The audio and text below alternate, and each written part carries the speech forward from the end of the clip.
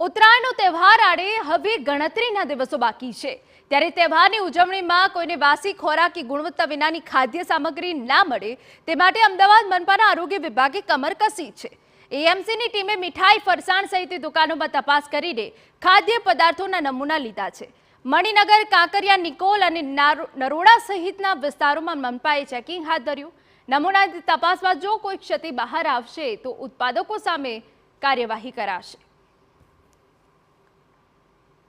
Municipal corporation દ્વારા તહેવારોના અનુસંધાનમાં સઘન ચેકિંગ અમારું હાથ ધરવામાં આવે છે કે જેમાં પબ્લિકને ગુણવત્તાયુક્ત ખાદ્ય પદાર્થો મળી રહે તે માટે અમારા અથાગ પ્રયત્નો હોય છે કે પબ્લિકને સારી ગુણવત્તાવાળો ખાદ્ય પદાર્થ મળી રહે તેમજ સારી કન્ડિશનમાં તૈયાર કરેલો હોય તેવો ખાદ્ય પદાર્થ મળી રહે તે માટે અમારું રોજેરોજનું ચેકિંગ હોય છે અને હવે ખાસ બોડી ઓન કેમેરા સાથે અમારી કામગીરી રોજેરોજ થતી હોય છે।